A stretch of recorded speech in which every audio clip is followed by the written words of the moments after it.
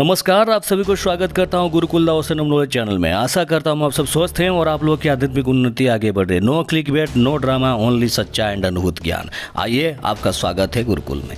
तो चलिए शुरू करते हैं। ठीक है, आज हम बात करेंगे किस प्रकार से गुप्त मंत्र का प्राप्ति होता है। क्या सच में गुप्त मंत्र प्राप्ति होता है? क्या गुप्त मंत्र प्राप्ति होना कोई फेक है या फिर कोई छलावा है या फिर कोई झूठी कहानी है या फिर कुछ भी? वीडियो को ध्यान से सुने, स्किप करेंगे तो आपको ज्ञान नहीं मिलेगा, आप समझ नहीं पाएंगे, बाद में फिर बार बार क्वेश्चन पूछेंगे। तो बहुत जरूरी ये सारी चीज़ को जानने के लिए, ठीक है ना। तो चलिए शुरू करते हैं। देखिए, बहुत सारे लोग ये कहते हैं कि मैं आचार्य जी, कमेंट में आके कहते हैं आचार्य जी मुझे कुछ गुप्त मंत्र मिला है, क्या मैं इसका जाप करूं? आचार्य जी मुझे इस देवी का गुप्त मंत्र मिला है, आचार्य जी इस देव का गुप्त मंत्र मिला है, मैं कैसे जाप करूं? देखिए, अक्सर गुप्त मंत्र कैसे मिलता है, ये बहुत बड़ी क्वेश्चन है कि गुप्त मंत्र मिलता कैसा है। देखिए, कुछ लोगों को ये बहुत पाखंड लगता होगा, ये बहुत भंड लगता होगा, क्योंकि कुछ साल पहले की बात है, बहुत पुरानी बात है, जब हमारे इधर एक पंडित जी रहते थे, वो ये कहते थे कि अगर तुम किसी मंत्र का जाप करते हो, उस मंत्र का जाप करते करते तुम्हारे सपनों में या बहुत तुम्हें थॉट्स में बहुत सारे गुप्त मंत्र मिलेंगे। वो पास में ही रहते हैं, वो एक देवी साधक हैं। तो मैं उनको ये कहता था कि ऐसा नहीं हो सकता, ये बिल्कुल भी गलत है, क्योंकि गुप्त मंत्र मिलना इतना आसान नहीं है, वो मुनि ऋषियों को मिलता था। देखिए, उन्होंने ये मुझे समझाया कि मंत्र दृष्टा और मंत्र सृष्टा कौन होते हैं। मंत्र का दृष्टा और मंत्र का सृष्टा भी डिफरेंस क्या है उन दोनों में। देखिए, जैसे आप कोई अगर किसी चीज़ का निर्माण करता है, उसमें छंद लगाता है, उसमें विनियोग लगाता है और उस मंत्र को सृष्टि करता है, उस मंत्र का वो सृष्टा बन जाता है। आप जैसे गायत्री का तत्पुरुष धीमहि, ये सारे लगा के आप गायत्री, विभिन्न देवादेवी को गायत्री कर जाप कर सकते हैं। हमारे बहुत सारे लोगों को यही पता है कि ओम भूर्भुवस्सुः, ये जो है बस यही गायत्री है, बस देवी गायत्री माता की यही गायत्री, और उसके अलावा कोई गायत्री नहीं है। लेकिन जैसे ओम तत्पुरुषाय विद्महे महादेवाय धीमहि तन्नो रुद्र प्रचोदयात्, ये शिव गायत्री है। बटुक भैरव की भी गायत्री है। विभिन्न प्रकार की जो देवा देवियों का गायत्री, वो किस प्रकार से किया जाता है, उसकी जो सृष्टि, उसकी जो रचना करने वाले होते हैं, उनको सृष्टा किया जाता है। लेकिन अगर आपको कोई मंत्र दिखता है, वो जैसे चाहे ध्यान में हो, चाहे सपने में हो, चाहे थॉट्स में हो, या फिर कुछ लिखित मंत्र भी मिलता है। मैं आपको बताऊं किस तरह से मिलता है। देखिए, हमारे वैदिक हो या फिर दक्षिण मार्ग की तंत्र हो या फिर किसी भी प्रकार की रुद्र या अमल डामर या किसी भी तंत्र तो पुस्तक में हो, हर पुस्तक को आजकल एक प्रकार की गलत प्रचार किया जा रहा है। क्योंकि जैसे रुद्र या अमल तंत्र के बारे में मैं जब बताऊंगा, उसका ओरिजिनल पुस्तक किसी के पास नहीं है, ना ही मेरे पास है। लेकिन लोग क्या करते हैं, जो थोड़ा बहुत ज्ञान रखते हैं इस तंत्र के क्षेत्र में, दक्षिण मार्ग के क्षेत्र में, वाम मार्ग के क्षेत्र में या फिर किसी मार्ग के क्षेत्र में, वो क्या करते हैं, वो एक उसी रुद्र या अमल तंत्र नाम लेके एक पुस्तक का प्रिंट करवा देते हैं ताकि लोग उसको खरीद सके। देखिए, ओरिजिनल जो रावण संहिता है, उसको अगर ढूंढा जाए तो वो बहुत ही कठिन दुर्गम है। अगर मिलेगा तो वो दक्षिण यानी श्रीलंका के आसपास पुराने जो आदिवासी लोग होते हैं, उनके पास कुछ कुछ मंत्र का विज्ञान है। लेकिन लोग किसी भी प्रकार की पुस्तक का रावण संहिता करके छोड़ देते हैं, उसका सेल करने के लोग लेते हैं।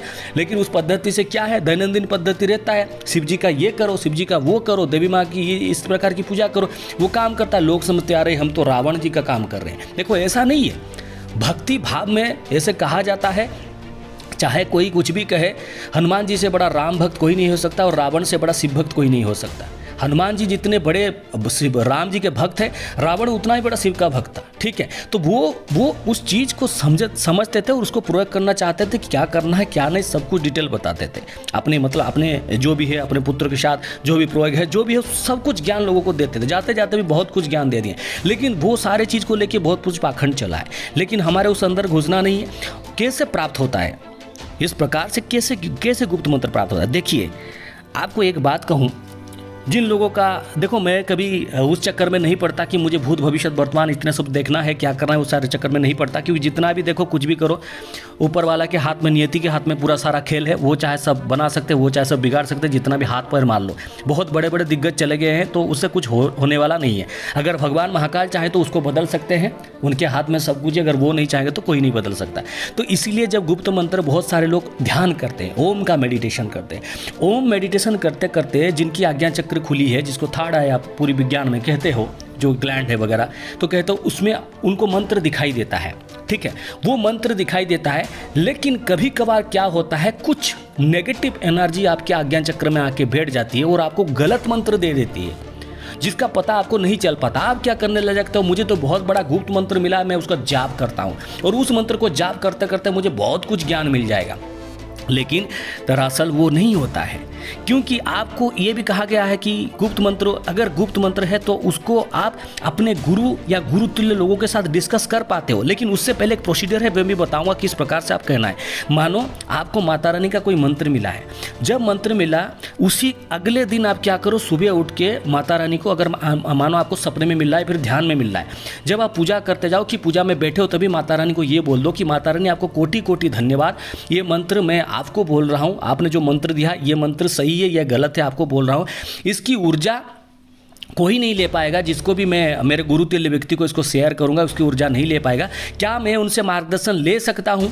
आपके अंदर ही अंदर एक थॉट्स आ जाए कि आप उनसे मार्गदर्शन ले सकते हो या नहीं ले सकते हो, ठीक है। अगर आप माँ को बोल देते हो, लेकिन कुछ लोग क्या करते हैं लाइव सेशन में आके ओम श्री भैरव भूम्भा भूम्भा पट पट ये मंत्र मिला है, भैरव जी का ये मंत्र मिला है, इनका ये मंत्र मिला है, माता रानी का मंत्र मिला है, क्लीम का मंत्र मिला है, तो तुम क्यों लाइव सेशन में कहते हो? तुम्हारे गुरु को देखो ना, गुरु तुल्य व्यक्ति को देखो, कोई नहीं है तो महादेव को जाके समर्पण करो, महादेव तुम्हारा रास्ता दिखाएंगे। तो तुम उस मंत्र को जाप करने से पहले उसको निश्चित होना चाहिए कि भाई ये सच में मंत्र है या फिर कोई छलावा है। नेगेटिव एंटिटी क्या करते हैं, वो क्या चाहते हैं कि ये बंदा मुझे पूजा करे। जैसे आपको पता है कि जिस प्रकार से इतर योनियों की साधना करने से, कुछ भी करना से इंसान को कभी मतलब अधोगति होती है। वो मुक्ति की बात छोड़ो ना भाई, मुक्ति कौन करता है? अगर सात्विक साधना करके गलत काम करोगे तो तुम्हें कहाँ से मुक्ति मिलेगी? वो बिल्कुल नहीं है। मैं उस चीज़ में नहीं पढ़ने वाला कि ये मांसा खाओ तो, क्योंकि हमारे इधर भरे हैं 100 में से 99 लोग खाते हैं मांसाहार, 1-2 अगर छूट जाएगी तो वो अलग बात है। तो वो गलत है, ये गलत है, ऐसा नहीं। मैं कहता हूँ कि तुम अगर जिस तत्व की साधना कर रहे हो उस तत्व के हिसाब से तुमको जाना है, ठीक है। तो जब गुप्त मंत्र की विद्या मिलती है, गुप्त मंत्र आपको मिलता है, तो उससे आपको क्या करना है? उस मंत्र को आपको पहले एनालाइज करना है कि सच में इस प्रकार की मंत्र हो सकता है, क्योंकि उस मंत्र का सृष्टा नहीं, आप दृष्टा बन गए। उस मंत्र को आप देखे, उस मंत्र आपको दिखाई दिया। उस मंत्र को यूज करने से पहले आपको गुप्त मंत्र मतलब उसको थोड़ा शोध करना है, डायरेक्टली उसको स्टार्ट नहीं करना है। लेकिन ये बात बिल्कुल भी गलत नहीं है कि गुप्त मंत्र नहीं मिलता है। देखो, और एक पद्धति से गुप्त मंत्र मिलता है। आपको पुस्तक से भी गुप्त मंत्र मिल सकता है। कैसे, मैं आपको बताऊं। एक पुस्तक है जिसको आपके दादाजी ने पढ़ा होगा, आपको पिताजी ने पढ़े होंगे, सब लोग पढ़ेंगे, लेकिन उसमें एक मंत्र रहेगा जो मंत्र डिसाइड करेगा आप तक पहुंचने के लिए। मुझे इस प्रकार की, जब मैं आपको बताऊं कि मुझे जो विपरीत चंडिका और विरुद्ध रूपिणी चंडिका का मंत्र मिला, और 4 साल कड़ी मेहनत के बाद जब बाबा वीरभद्र के 3 गुप्त मंत्र मिले, तभी मुझे पता चला कि सच में ये होता है। तब तक मैं बिलीव नहीं कर रहा था। बहुत सारे लोग मुझे ये सवाल करते थे कि आचार्य जी गुप्त मंत्र के बारे में बताएं, कैसे मिलता है, क्या करता है। तो ऐसा नहीं कि गुप्त मंत्र खाली आपको मिलेगा। मानो किसी के पास गुप्त कुंजिका है, तो उस गुप्त कुंजिका, आप उसके ऊपर डाउट ना करो कि कोई गुप्त कुंजिका नहीं है।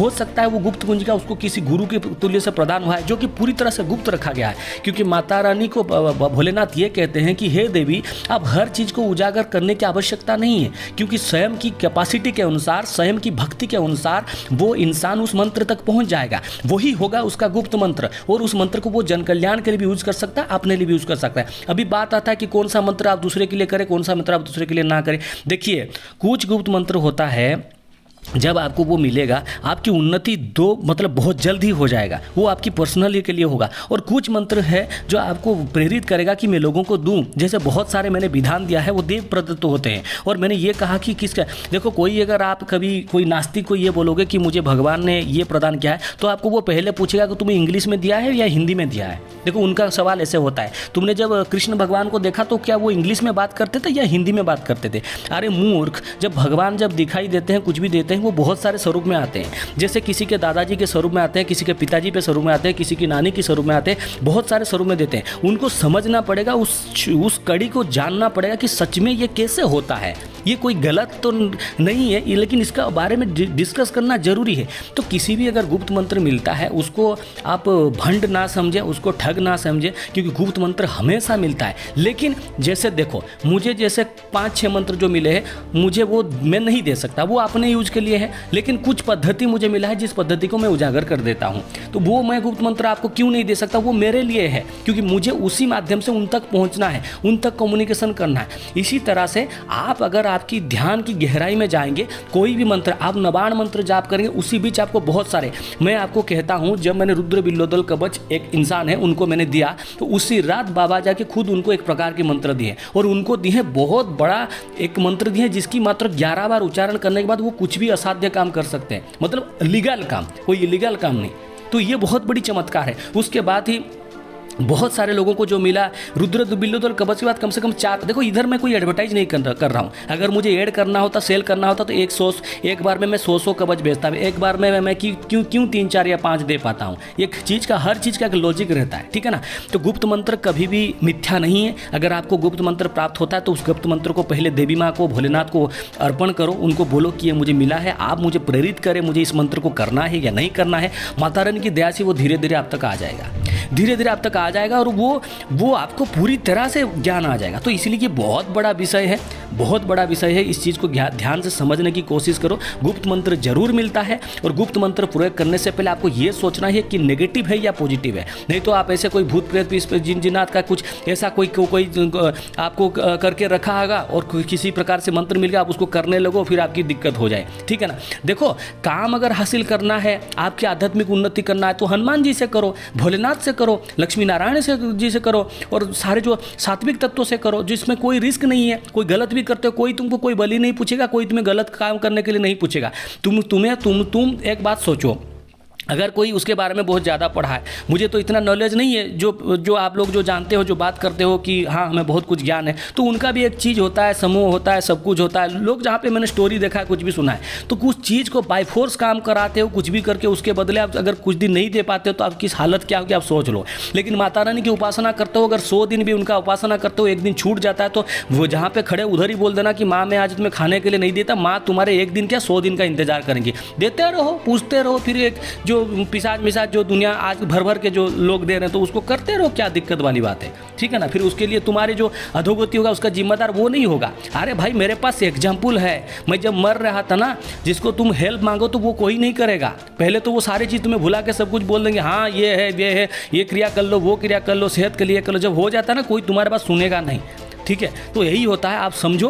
गुप्त मंत्र अगर मिला है तो गुप्त मंत्र की प्रयोग करो, अपने गुरु तुल्य व्यक्ति जो आपके गुरु हैं उनसे शेयर करो, या फिर महादेव माता रानी को मार्गदर्शन करने के लिए बोलो और धीरे धीरे मार्गदर्शन हो जाएगा, ठीक है ना। तो ये वीडियो बहुत ही इन्फॉर्मेटिव था। अगर थोड़ा सा भी वीडियो आपको इन्फॉर्मेटिव लगाया, कृपया लाइक करिए और चैनल को सब्सक्राइब करिए और वीडियो को ज़्यादा से ज़्यादा शेयर करिए। जय माता दी।